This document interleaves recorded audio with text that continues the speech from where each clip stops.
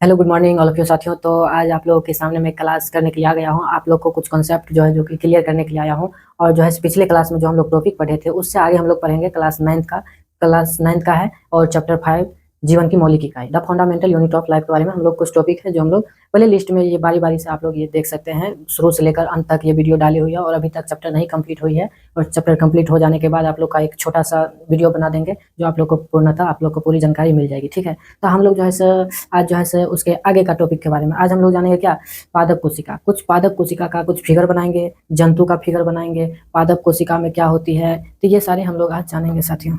ठीक है, तो आज हम लोग पादप कोशिका का एक फिगर बना लेते हैं जो कि देखेंगे क्या जंतु में ज़्यादा अल्परेशारी जो है सो होती है, वो सब वो कितना सहन कर पाती है और पादप कितना सहन कर पाती है, तो ये चीज़ हम लोग जानेंगे। तो फिगर में हम लोग पहले ये जान लेते हैं साथियों कि फिगर कुछ पादप का इस तरह फिगर होता है, वो हम जान लेते हैं। पादप का कुछ इस तरह फिगर होता है, देखते रहिएगा, आप लोग को समझ में अच्छा से आएगा साथियों। आप लोग देखते जाइएगा तभी समझ में आएगा। ठीक है, ध्यान माइंड को केंद्रित करके इकट्ठा ध्यान दीजिएगा तभी आप लोग को समझ में आएगी ये चीज़। देखिए, तो एक क्या कीजिए, एक एक पौधा ये पादप में ये जो है से ये क्या करिए, ये अति प्रसारी में ये रख दीजिए। ये पादप कोशिका को क्या कीजिए, अति प्रसारी में रख दीजिए। अति प्रसारी में ये कुछ द्रव्य है, विलयन है, जो अति प्रसारी में रख दीजिए। क्या कीजिए, अति प्रसारी में, अति सारी में रख दीजिए। जब आप अति प्रसारी में रख दीजिएगा, जब बाहर अति प्रसारी है तो अंदर क्या हो जाएगी, अल्प प्रसारी। क्या हो जाएगी साथियों, अल्प प्रसारी। अल्प प्रसारी, अल्प प्रसारी। ठीक है, तो इसमें से जितना का इसमें जो है पानी है ना, अल्प प्रसारी में पौधे के अंदर जितना पानी है ना साथियों, जितना पानी है क्या करेगी, ये इसमें चलाएगी। क्या आएगी, इसमें चलाएगी, अति प्रसारी में चलाएगी। जब ये अंदर वाले जितना मतलब पानी रहेगी, ये केंद्रक में जो है जितना पानी रहेगी, अब वो सारे जो है अति प्रसारी विलयन में चली आएगी।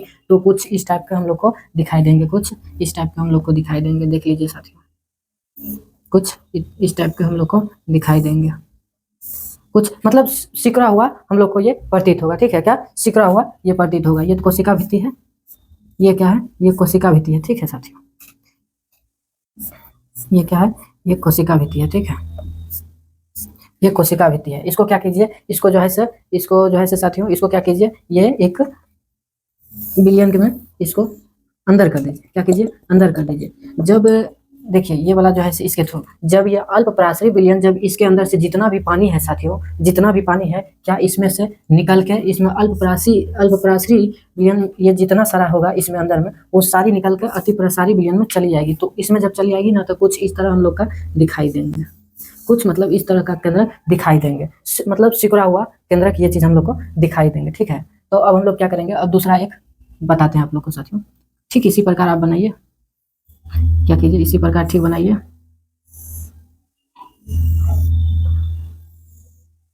इसी प्रकार बनाइए। इसको भी कोशिका भित्ति से क्या कर रहे हैं साथियों, कोशिका भित्ति से घेर देते हैं। क्या करते हैं, कोशिका भित्ति से घेर देते हैं। घेर देने के बाद जो है देखिए अब क्या होगा साथियों, एक बिलियन से इसको घेर दीजिए। जब घेर दीजिएगा ना, तो इसमें क्या हो जाएगा, इसमें अल्प पराशरी, ये जो है ना, ये अल्प पराशरी विलयन है। ये अल्प पराशरी विलयन से घेर दिए। क्या किए, अल्प पराशरी विलयन से क्या किए साथियों, इसको घेर दिए। जब ये अल्प पराशरी विलयन से हम घेर दिए हैं, जब बाहर में जब अल्प पराशरी विलयन होगी, तो अंदर क्या होगी, अंदर होगी क्या साथियों, अति पराशरी। अति पराशरी क्या हो जाएगा साथियों, अति पराशरी। बाहर अंदर क्या हो जाएगा, अति पराशरी हो जाएगी। जब अति पराशरी हो जाएगी तब क्या होगा साथियों, तो और हम लोग समझते हैं। तब क्या होगा कि इसमें तो अंदर से बाहर निकल रहा था, इसमें क्या हो रहा है कि इसमें जितना द्रव्य इसमें है वो क्या हो रहा है, इसमें आ रहा है। क्या हो रहा है, इसमें आ रहा है, इस केंद्रक में आ रहा है। जब ये कोशिका भित्ति है तो ये जो है ना थाम लेती है। कितनों भी द्रव्य अगर इसमें आ जाएगी, ये कोशिका भित्ति, ये बाहरी वाले जो आवरण होते हैं ये बहुत कठोर होते हैं। क्या होते हैं, बहुत कठोर होते हैं, जिसके वजह से जो है ना इसके बाहर से जितना भी द्रव आएंगे, अल्पराशरी विलयन का जितना आएंगे, वो जो है ना मतलब वो फटने नहीं देगी। ये पादप कोशिका में क्या होगी, पादप कोशिका में क्या होगी साथियों, फटने नहीं देगी। क्या होगी, फटने नहीं देगी। और जंतु में क्या हो जाता है साथियों, जंतु में जो है से क्या हो जाता है, जंतु में फट जाती है। जंतु में क्या होती है, फट जाती है। तो जंतु का कुछ इस प्रकार फिगर होगी साथियों, जंतु का कुछ इस प्रकार फिगर होगी। इस प्रकार फिगर है, इसमें कोई कोशिका भित्ति को बाहरी वाले आवरण से, इसमें कोई मतलब कोशिका भित्ति बाहरी वाले आवरण नहीं होगी जंतु में। जंतु में क्या होगी, कोई बाहरी वाले, जिस प्रकार ये कोशिका भित्ति ये पौधा में जिस प्रकार ये जो है सब घिरा हुआ है, इसमें कितनों भी द्रव चल जाए, इसमें कितनों भी पानी विलयन वाले चल जाए, तो ये फटने की इसमें संभावना नहीं है, क्योंकि ये कठोर वाले आवरण जो होते हैं, बाहरी वाले जो आवरण होते हैं, वो कोशिका भित्ति से घिरी हुई है, वो क्या होती है, बहुत दृढ़ता होती है, कठोर होती है, जिसके वजह से नहीं फट पाती है। तो इसमें क्या होता है, इसमें जो है सर, इसमें क्या हो जाएगा साथियों, इसमें जंतु में क्या हो जाएगा, जंतु में जो है सर साथियों, जंतु में जो है सर फट जाएगी, क्या होगा, ज्यादा, हद से ज्यादा अगर होगा तो क्या होगी, फट जाएगा। ये अति क्या हो जाएगा, अति पराशरी।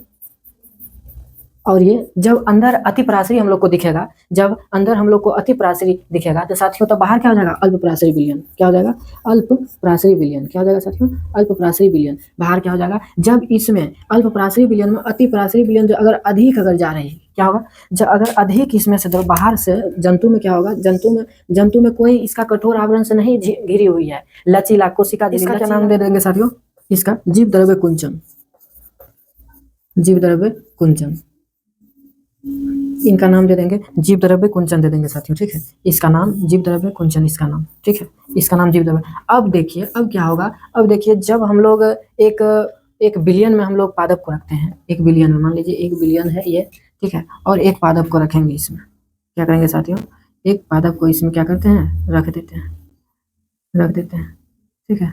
अब क्या होगा, जब ये बाहर से अंदर जाएगी इसमें, तो कुछ जो है इसे इस प्रकार ही हमको दिखाई देंगे, ये लास्ट में क्या होगा, इसका आकार कुछ इस प्रकार ही दिखाई देंगे, ठीक है, इसका आकार क्या होगा साथियों, इसका आकार कुछ इस प्रकार ही दिखाई देंगे। तो ये जो है सर अपने अवस्था में आ जाएंगे, ये जिस प्रकार अभी यहाँ है वो जो है सर यहाँ पे चलाएंगे, ठीक है। ये इसका जो सिकुड़ा हुआ है, ये संकोचन जो हो गया है, जीव द्रव्य संकोचन, इसको क्या हम नाम देंगे, जीव द्रव्य संकोचन। अब हम लोग क्या करते हैं, इस फिगर को तो मैंने पहले ही बता दिया था कि जो भी कॉन्सेप्ट होगी आप लोग की, क्या हम बता दें आप लोग को, जो भी कॉन्सेप्ट होगी, आशा करेंगे कि हम हर एक कॉन्सेप्ट को फिगर की मदद से और फिगर की सहायता से आप लोग को समझाने की पूर्णतः हमको प्रयास रहेगी। क्या, फिगर को पूर्णतः हमको हर एक टॉपिक के बारे में फिगर के पैटर्न से आप लोग को हम समझाना पसंद करते हैं, ठीक है। इसलिए हम जो है जो भी टॉपिक लेके आते हैं, तो हम कहीं ना कहीं सोचते हैं कि इसका फिगर किस प्रकार समझाया जाए तो बच्चों को, आगे वाले को अच्छा समझ में आए। तो इसलिए हमने क्या किया, ये फिगर की सहायता से समझ लिए। अब हम लोग क्या करेंगे, इससे क्या करेंगे आगे, अब सबको परिभाषित करेंगे, सुपरिभाषित करेंगे और सरल भाषा में करेंगे, जो कि आप लोग को अच्छे तरीका से याद हो जाएगा। क्या होगा, अच्छे तरीका से याद। अब क्या, जीव द्रव्य कुंचन, इसके बारे में हम लोग जाने थे, ठीक है।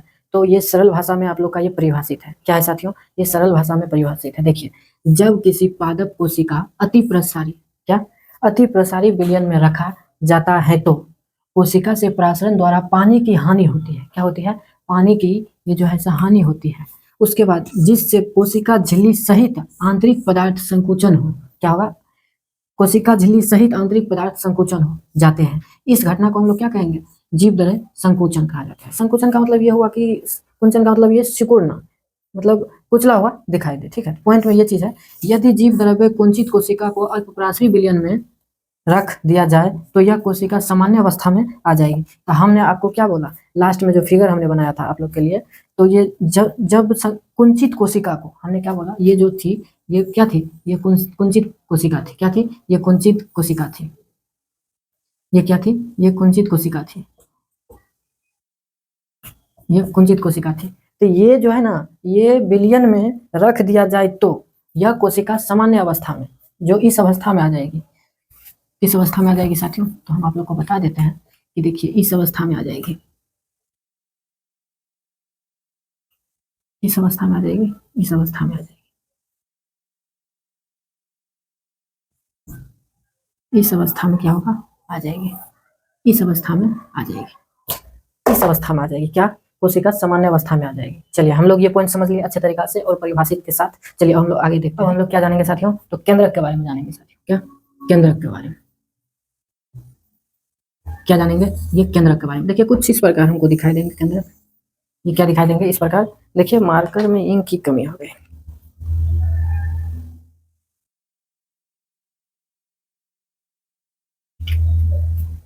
ये जो है सर कुछ इस प्रकार दिखाई देगी, ठीक है। ये कुछ इस प्रकार दिखाई देगी। पूरा प्रयास में रहते हैं साथियों कि आप लोग को फिगर की मदद से हम समझाए सोचे, ठीक है। अब ये कुछ इस प्रकार इसके अंदर रहेगी, ठीक है। कुछ इस प्रकार रहेगी। ठीक है, तो इसको क्या देंगे, इसका इसका नाम क्या दे देंगे साथियों, इसका नाम ये क्या है, ये दोहरी, दोहरी मतलब डबल, डबल जैसे रहता है उसको हम, ये केंद्रक झिल्ली, ये क्या हुआ, ये केंद्रक झिल्ली होगा। इसका नाम क्या देंगे साथियों, केंद्रक झिल्ली, केंद्रक झिल्ली, दोहरी, क्या दोहरी। ठीक है, और इसका क्या नाम नाम दे देंगे साथियों, ये जो केंद्रक झिल्ली जो होती है दोहरी, और इसके जो बीच बीच में जो बॉन्ड होते हैं, जो खाली होते हैं, उसको हम लोग क्या नाम दे देंगे, केंद्रक झिल्ली नाम दे देंगे। क्या देंगे साथियों, केंद्रक झिल्ली, सॉरी केंद्रक छिद्र देंगे, केंद्रक छिद्र। क्या देंगे साथियों, इसका नाम हम लोग क्या देंगे, केंद्रक छिद्र दे देंगे। क्या दे देंगे नाम, केंद्रक छिद्र। अब देखिए केंद्रक छिद्र तो इसका नाम हम लोग दे दिए, लेकिन ये केंद्रक क्यों, इसका क्या मतलब, क्या विशेष है, इसका विशेष हम लोग जानना चाहते हैं। तो केंद्रक के अंदर क्या होते हैं, डीएनए, क्या होते हैं साथियों, डीएनए। कुछ इस प्रकार दिखाई देंगे आपको, ठीक है, कुछ इस प्रकार डीएनए आप लोग को दिखाई देंगे, कुछ डीएनए आप लोग को इस प्रकार दिखाई देंगे। इसका नाम हम लोग क्या देंगे, इसके अंदर वाले को, इसके अंदर वाले को हम लोग डीएनए, डीएनए। अब डीएनए का फुल फॉर्म क्या होता है, deoxy, deoxy ribo, ribo nucleic acid, nucleic अम्ल। ठीक है, अम्ल, इसका इसका फुल फॉर्म क्या होता है, डीऑक्सी राइबो न्यूक्लिक अम्ल। ठीक है, तो ये चीज हम लोग जान लिए, लेकिन इसका अनुवांशिक, अनुवांशिक जो गुण होते हैं वो चीज हम लोग जानेंगे। क्या जानेंगे साथियों, अनुवांशिक, ये जो है ना, ये अनुवांशिक पदार्थ, और ये अनुवांशिक पदार्थ है, तो इसका क्या विशेष है, इसका ये क्या है साथियों, ये इसका नाम हम लोग क्या दे देंगे, अनुवांशिक, अनुवांशिक पदार्थ। अब बताते हैं साथियों कि ये अनुवांशिक पदार्थ होते क्या है। अनुवांशिक पदार्थ ये होते हैं कि मान लीजिए किन्हीं का माता पिता जन्म दिए हैं, ठीक है, तो माता पिता जो जन्म दिए हैं जिस बच्चे को, उस बच्चे में जो लक्षण होते हैं, कुछ माता का होती है, कुछ पिता का होते हैं, तो यही जो डीएनए लक्षण जो होती है ये अनुवांशिक है। ये क्या है, उनका अनुवांशिक, उनका मतलब नहीं कहता है कि उस वंश के कैसा है, उसी वंश की तरह तुम लग रहे हो, तुम जिस खानदान के हो उसी खानदान की तरह लग रहे हो। तो इसी प्रकार अनुवांशिक मतलब वांशिक, वांशिक मतलब वंश, इसका अर्थ ये होगा वंश, मतलब अनुवांशिक का ये अर्थ हुआ कि माता पिता जन्म दिए हैं जिस बच्चे को, उसमें कुछ ना कुछ गुण उसके माता पिता को उसके उस बच्चे में रहेंगे, तो यही हम लोग समझेंगे अनुवांशिक। ठीक है, क्या समझेंगे साथियों, अनुवांशिक। अब क्या है कि डीएनए, डीएनए जो है ना एक धागे जैसी संरचना दिखाई देगी। क्या, डीएनए एक धागे जैसे, डीएनए, डीएनए धागे जैसे संरचना, धागे जैसी संरचना। ठीक है, और एक हम लोग ये जो है सर, ये लीवर है साथियों, ये क्या हो जाएगा साथियों, ये जो है सर आप लोग का जो है सर ये गुणसूत्र जो है सर, ये क्या है, ये गुणसूत्र है। ठीक है, ये क्या है, गुणसूत्र है। अब देखिए यही गुणसूत्र में एक धागे तरह के आपको ऐसे, ये तो ठीक है। अब ये कुछ धागे तरह के ऐसे आप लोग को दिखाई देंगे। क्या, ये धागे जैसे आप लोग को दिखाई देंगे, तो इसका नाम जो है सर डीएनए, ये क्या हो जाएगा, डीएनए, डीएनए, इसका नाम डीएनए।